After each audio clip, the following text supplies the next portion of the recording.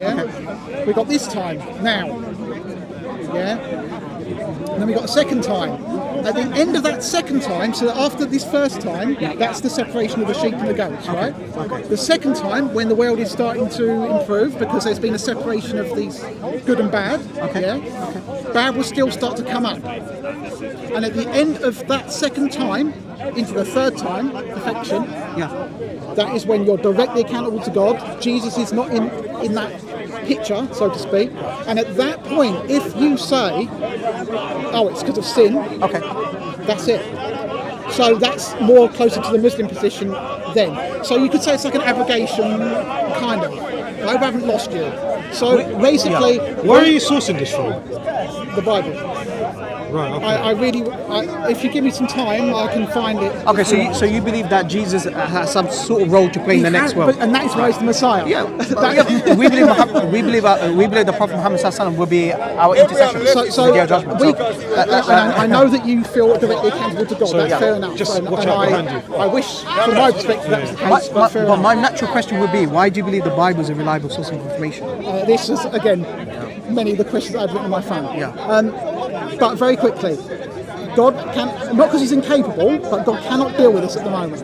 Because, not directly, because of our sinful nature, fallen nature, however you want to say it, yeah? Why should he? After all the hard things he's done. He's the most merciful. Exactly.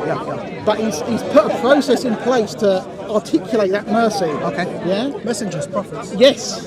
And by Jesus sorting, first he does that. You could say it's like level 1 on a computer game. Right. Level 2. When is this sorting? When is it? The metaphysical. The sorting. Right, that's a very good question. I will have to find out. I will have to find out. That would probably be. Don't quote me on this because I want to look at it from the scriptures. That will be here. But I just want to know that. Do you believe the Bible is free from corruption? It could be metaphorical. I'll have to confirm. Do you believe that the Bible is free from corruption? Right, this is a big misnomer for me. It's not a big deal. It is for people that maybe it's similar to your version of Quranic. I don't know. The Bible has had attempts time and time again to hide its message, obscure it, remove words, add words, change the meaning. Yes, both the Old Testament and the New. So you would concede that there are errors. Does it not? The origin. Sorry, say it again then. Perhaps I misheard. The origin. So why don't you question the reliability of the Bible then? Because if you acknowledge there's corruption. Yeah, if you acknowledge there's corruption. Because it's like, imagine that you've got a pair of jeans, right? And you got and someone, you just bought them, you're happy. Someone says they're fake. Yeah? You need to see the fake in order to know what the real one is. That's the point. Where's the origin? Well, this is where we're now going more to I think philosophical debates, which I'm not really interested in. For me, it's a given the scripture's been corrupted. It's given. For me, it's a given. But the question is, even though it's been corrupted, the message still remains. I would argue, but I know that you guys wouldn't. Okay. I don't want to get into debate, not because I'm scared or trying an easy way out. I just don't want to Where's the origin? How do you tie that script to the person that penned it? No, not even that. To Jesus himself. Well, and that's another question I wanted to ask. Where is the chain of... This may be an idiotic question, I don't know. Where's the chain of narration, because that's a big thing for you? Exactly. Where is that chain from Jesus Christ? What, are you talking about the gospel? Where is the chain of narration from Jesus Christ to Muhammad? No. We say it's lost. But you claim that this is from Jesus. So that's the difference. And that's the reason why... That's, again, this is where there's a big difference here. And I'm fully aware of the differences. Obviously, you guys say that just it was revealed to Jesus just like the Quran was revealed to Muhammad. Is that correct? Sorry, say that again. Sorry. Was the Injil, was it revealed to Jesus in the same manner as the Quran was revealed to Muhammad? Yeah, so we say that the Injil was a revelation given to Jesus through the Jibreel alayhi salam, through the angel Gabriel. Did Jesus write this? Jesus Did write he this? recite this like Muhammad? There's no evidence. We don't know. It was given. It could be oral. It could be. With all due respect, this is where I would say similar things to you guys. Hold on, one second. No, we say that the Quran... I'm only here till 5, so... No, that's fine. We say that the Quran, we say that the Bible, right? God taught Jesus, right? He gave him the gospel. He taught him before the world even existed. One second. The Arabic word used here, right, is Injil. Allah says in the Quran, وَيُعَلِّمُهُمُ الْكِتَابِ. Verily, we gave him the book. right? So Jesus had a book, right? That's what the Quran says. Well, yes, 1 second. Allah says, وَيُعَلِّمُهُمُ الْكِتَابَ وَالْحِكْمَةِ. We gave him the book and the wisdom. فِي التَّوْرَاةِ وَالْإِنْجِيلِ. We gave him the power and the wisdom. Wisdom from Allah, yeah. Hold on 1 second. We gave him the power of the understanding of the Torah and the Injil. وَرَسُولًا إِلَى بَنِي إِسْرَائِيل. And we made him a prophet to the children of Israel. So here we see that God empowered Jesus with the understanding of the Torah and the gospel. And that's why he was teaching in the temple. All the rabbis, the old men, were amazed. So we acknowledge that Jesus had a book. Now, the question is, are we talking about Mark, Matthew, Luke, and John? Because if we look at Mark, is where we could be speaking for hours absolutely, and hours and hours. absolutely. And I can defend it, but I don't know if I've got the time or the energy anymore. Right. But yes. Because even if we look at at what date Mark, Matthew, Luke, and John was canonized, it wasn't canonized in the 1st century. So we know that the kitab that God gave Jesus is not the same kitab book that we have today. Exactly. Because we have different variations of the New Testament. For example, we got the Revised Standard Version authorized in 1952. And I don't agree with many translations, but however, Okay, I just want to ask you a quick question. When Allah in the Quran says, وَيُعَلِّمُهُمُ الْكِتَابِ, we gave him the book. Are we talking about Mark, Matthew, Luke, and John? Well, this is the big question, because I wanted to ask, where do the Sabians fit in this? Which book are we referring to?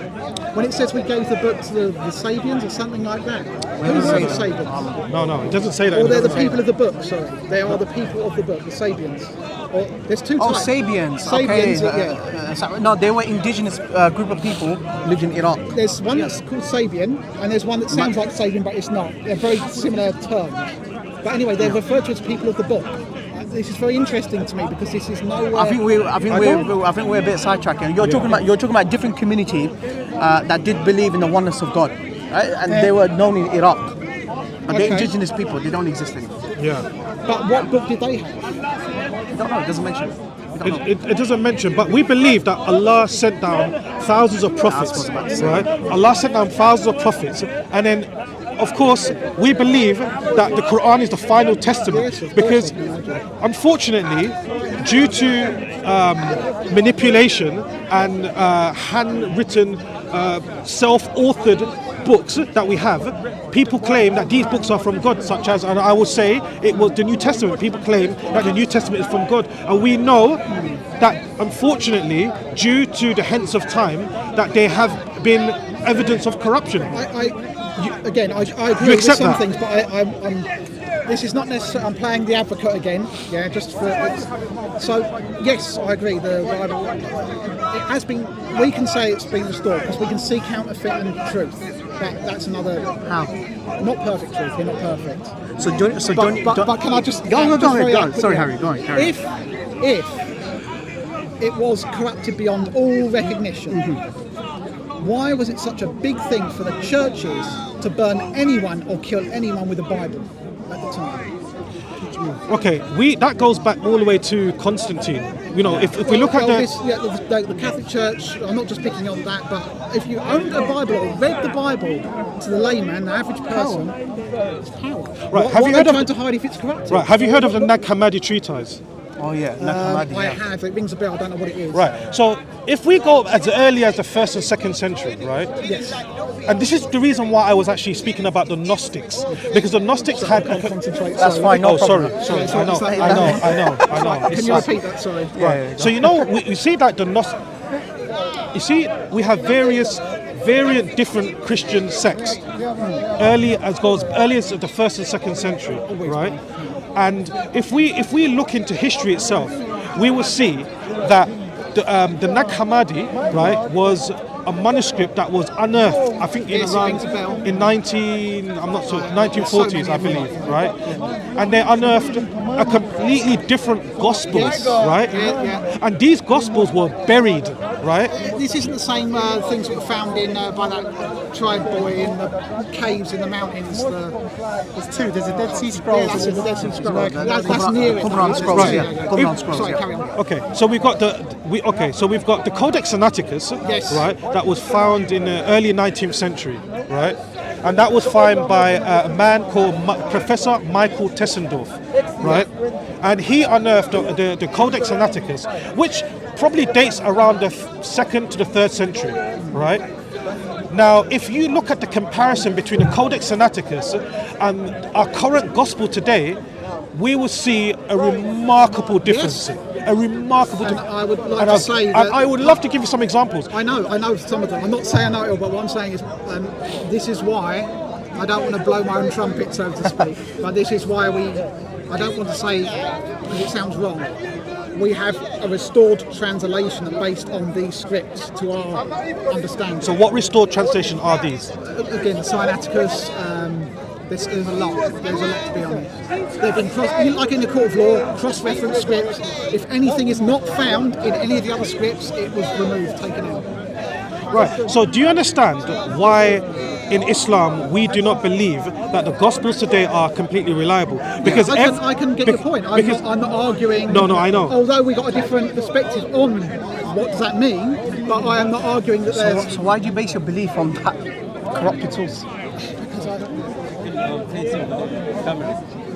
Yeah, sorry. So why do you derive your beliefs from a corrupted source?